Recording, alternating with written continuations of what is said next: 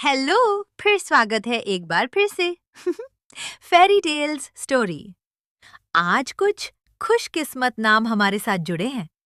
अगर आप भी अपना खुशकिस्मत नाम हमारे साथ जोड़ना चाहते हैं तो अपना नाम कमेंट्स करें और वीडियो को लाइक करें और सब्सक्राइब करें कि अपना नाम सबसे पहले कमेंट्स करें। और एक बात सुने, आप जिससे नफरत करते हैं और आप जैसे पसंद नहीं करते उसका भी नाम कमेंट्स में टाइप करें। उनका नाम हमारी स्टोरी के विलेन का किरदार निभा सकता है। सबसे पहले कमेंट करने वाला नाम ही आ सकता है। जल्दी जल्दी से अपना और आप जिससे नफरत करते हैं उसका नाम भी कमेंट्स करें। आसमानों के पार डीप स्पेस में एक बहुत ही खूबसूरत जगह थी जिसका नाम था मून इन स्टारलैंड। इस आइलैंड का नाम यहाँ की रानी क्वीन मूनिन की खूबसूरती पर रखा गया था, जो सितारों की तरह ग्लो करती थी। इस जगह का एक पुराना सीक्रेट था। यहाँ जब आसमान में ग्रैंड स्टार निकलता था, उस वक्त पैदा होने वाली फेरी की खूबसूरती सबसे अलग होती थी। क्वीन ऐसी ही परियों की तलाश में रहती थी, क्योंकि अगर वो उनकी पावर और ब्यूटी को रात के वक्त छीन ले, तो वो खुद और भी ज्यादा यंग और ब्यूटीफुल हो सकती थी। यही रहती थी रोजमेरी। वो भी उसी ग्रैंड स्टार के समय पैदा हुई थी। उसके लिप्स गुलाबी गुलाब की तरह थे और उसके चीक्स हमेशा नेचुरल पिंक रहते थे। वो इतनी गॉर्जियस थी कि पूरे आइलैंड के लोग उसे देखते रह जाते थे। लेकिन इस आइलैंड में हर महीने एक बहुत बुरा हादसा होता था। जो भी फेरी 22 साल की होती, क्वीन उसे अपने आज मैं 22 साल की हो गई हूँ, पर मन में ये अजीब सी बेचैनी क्यों है, जैसे कुछ बुरा होने वाला है। पैलेस में बुलाती और उस रात के बाद वो परी हमेशा के लिए गायब हो जाती। जब रोजमेरी 22 साल की हुई तो उसे भी क्वीन का मैसेज मिला।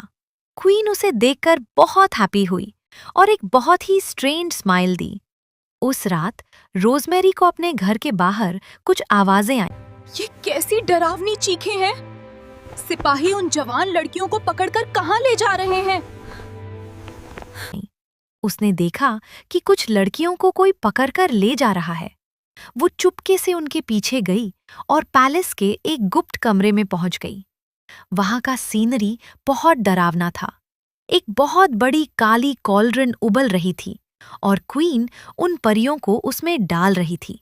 उसमें से ब्लैक लाइट निकलकर क्वीन की बॉडी में जा रही थी, जिससे वो और भी यंग दिख रही थी।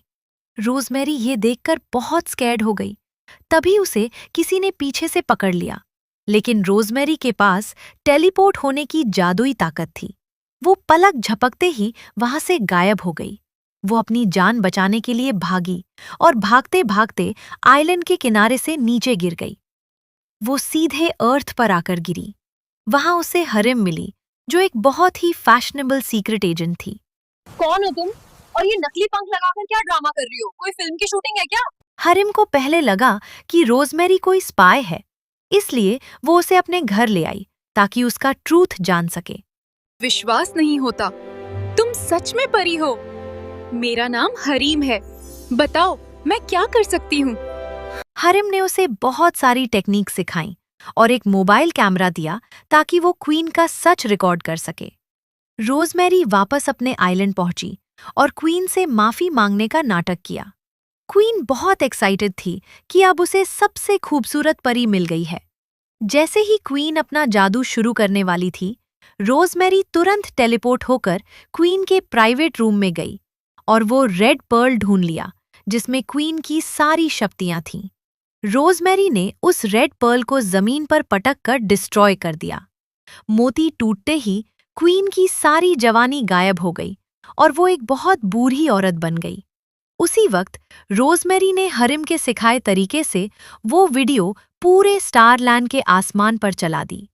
सबके सामने क्वीन की असलियत आ गई।